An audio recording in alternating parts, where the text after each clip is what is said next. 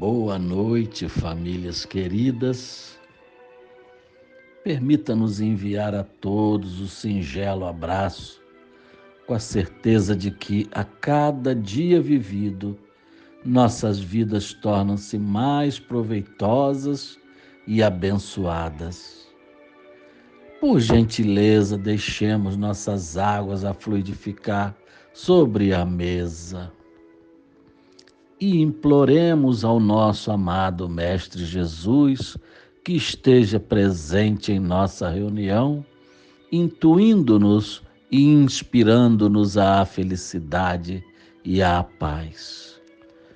Que a lição da noite possa calar fundo em nossos corações, trazendo-nos o bálsamo da fé e da segurança. Permita-nos humildemente, Senhor, que possamos dar início à nossa reunião de hoje. Que assim seja. A página que iremos estudar no Evangelho está no capítulo 27. Pedi e recebereis, em seus itens 12 e 13, que não têm títulos. Procedamos à leitura evangélica.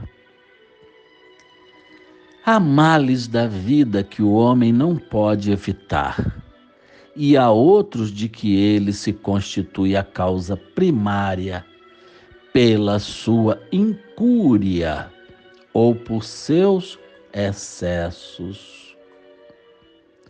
Faz-se, portanto, evidente que o homem é o autor da maior parte de suas aflições, às quais se pouparia se sempre obrasse com sabedoria e prudência.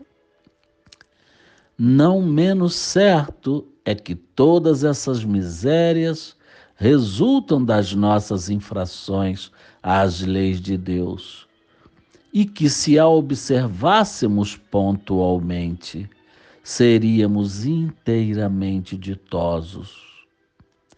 Se não ultrapassássemos o limite do necessário na satisfação das nossas necessidades, não apanharíamos as enfermidades que resultam dos excessos, nem experimentaríamos as vicissitudes que as doenças acarretam. Se puséssemos freio à nossa ambição, não teríamos de temer a ruína. Se não quiséssemos subir mais alto do que podemos, não teríamos de recear a queda.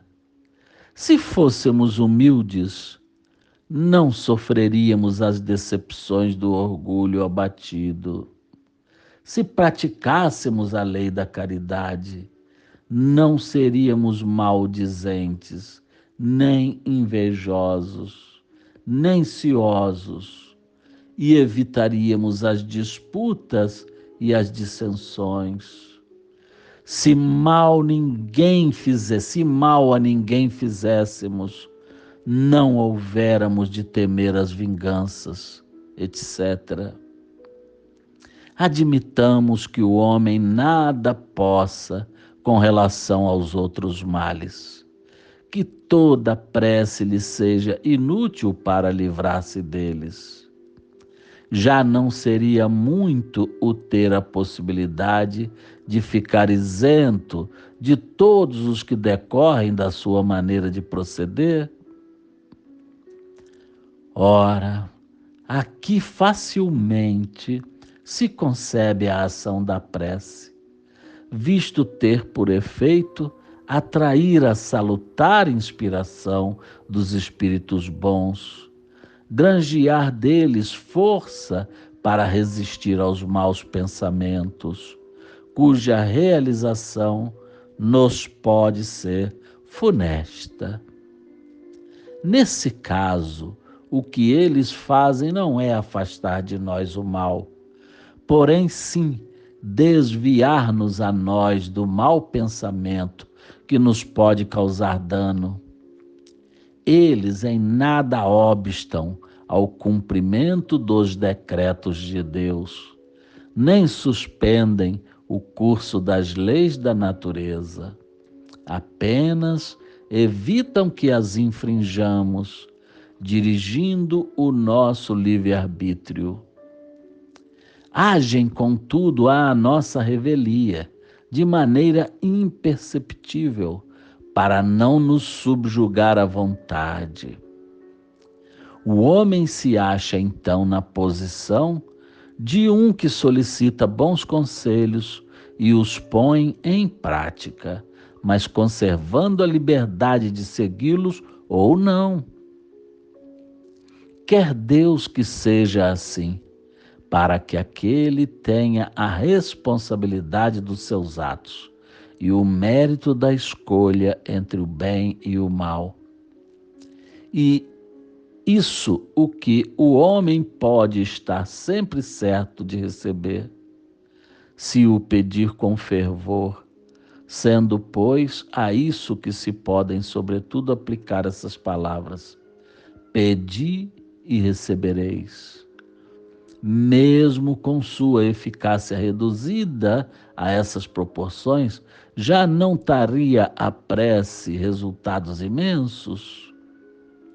Ao Espiritismo fora reservado provar-nos a sua ação, como nos revelar as relações existentes entre o mundo corpóreo e o mundo espiritual.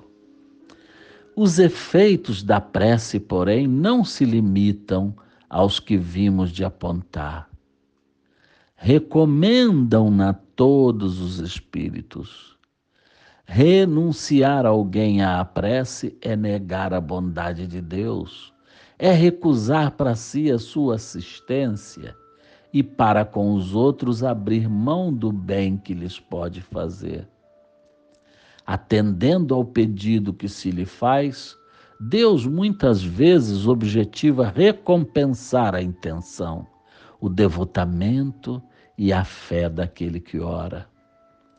Daí decorre que a prece do homem de bem tem mais merecimento aos olhos de Deus e sempre mais eficácia, porquanto o homem vicioso e mau não pode orar com o fervor e a confiança que somente nascem do sentimento da verdadeira piedade.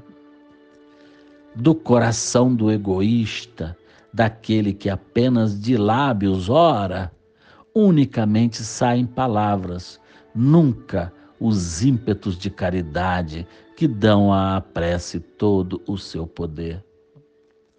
Tão claramente isso se compreende que, por um movimento instintivo, quem se quer recomendar às preces de outrem, falo de preferência às daqueles cujo proceder sente-se há de ser mais agradável a Deus, pois que são mais prontamente ouvidos. Graças a Deus.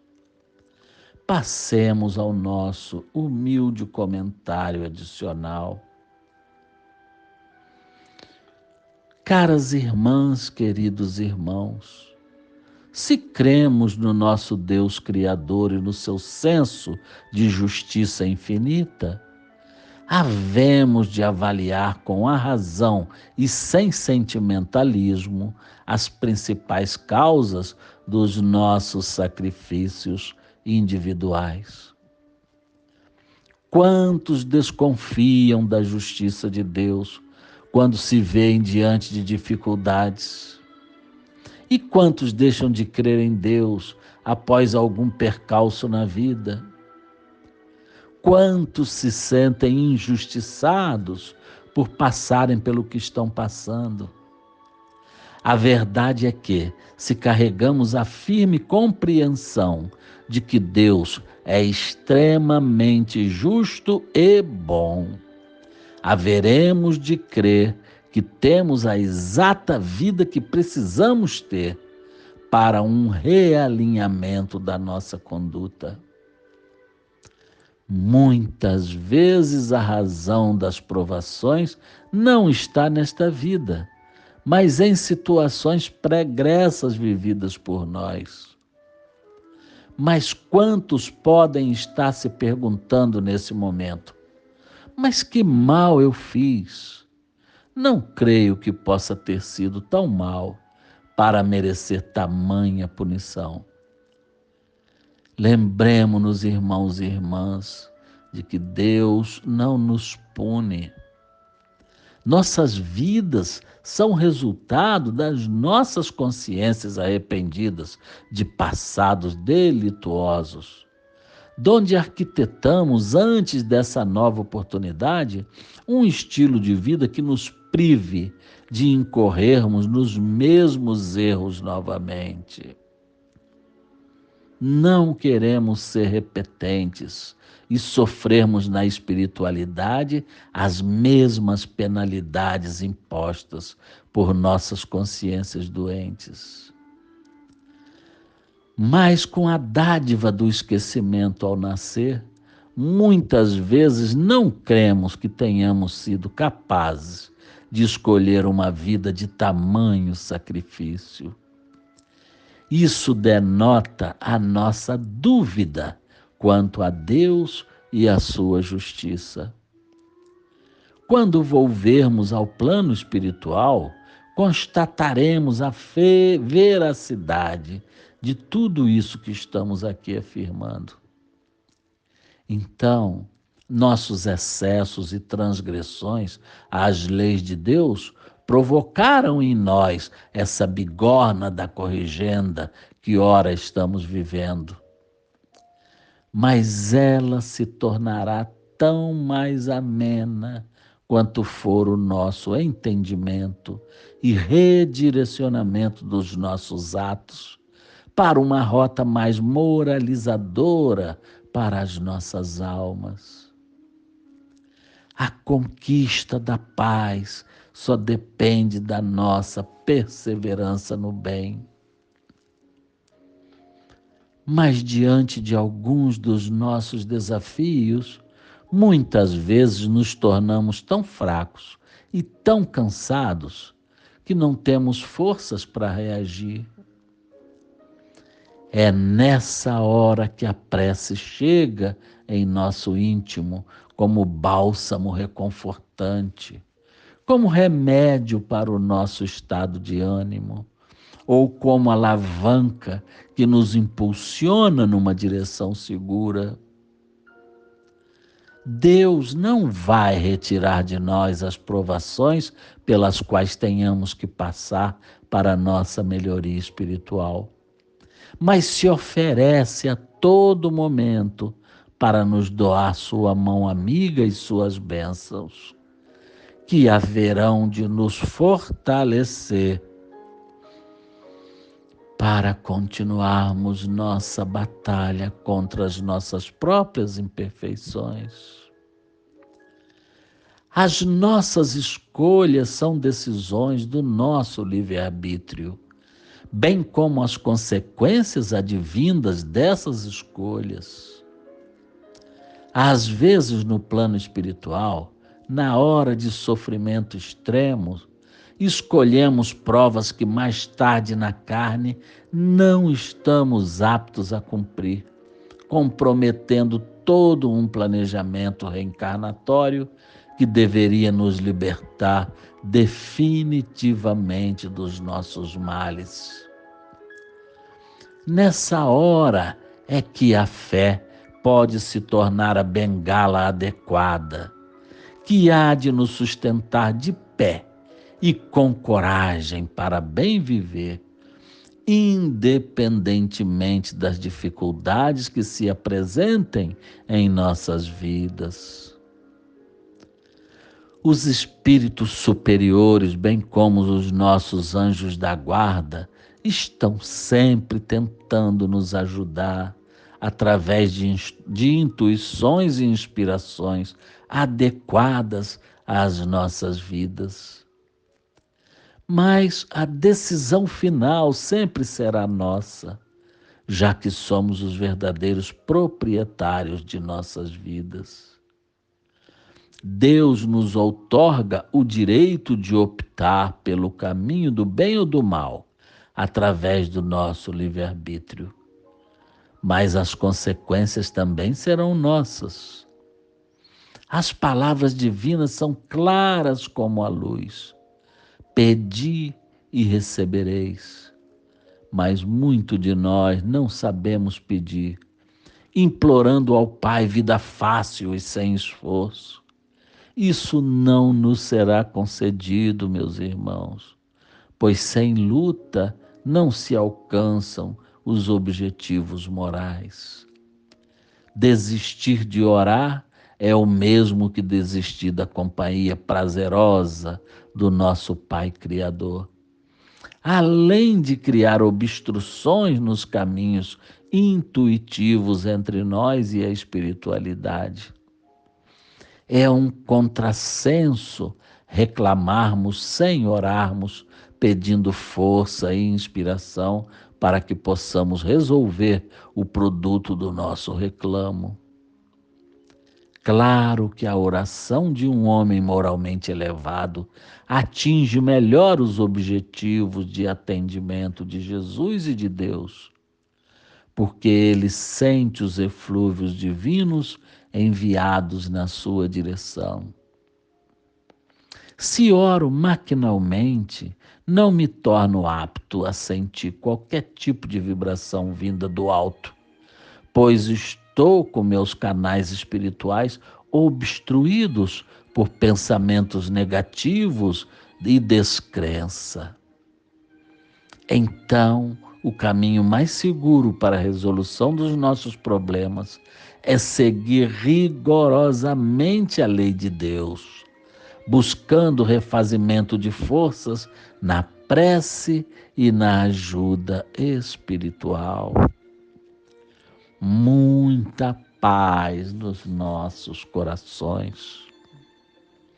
Não esqueçamos da força da oração em nossas vidas. Vamos agora estender nossas mãos na direção das águas a fluidificar. Jesus de infinita sapiência e bondade, dignificai visitar-nos, a fim de nos abençoar, de imantar o nosso ambiente, tornando-o reduto de paz e amor, e fluidificar e energizar magneticamente as nossas águas, que elas se transformem em salutar medicamento. Em vosso santo nome, as águas e os nossos ambientes estão devidamente fluidificados e santificados. Que assim seja. Passemos agora ao agradecimento pelo nosso estudo da noite. Irmãos e irmãs, como foi bom estar em vossa companhia durante toda essa reunião. Que as benevolências divinas possam recair sobre nós, fortalecendo-nos a fé e no trabalho no bem. E que as lições evangélicas tenham provocado profundas reflexões em nossas consciências, elevando o nosso padrão vibratório na direção do Cristo Jesus. Que todos os habitantes do nosso planeta sintam-se também abençoados e aconchegados nesse instante pelos braços fraternos do nosso querido Mestre. Obrigado, Senhor de nossas almas. Que o nosso fim de semana seja maravilhosamente saudável e feliz. Muita paz em nossos corações e muito boa noite.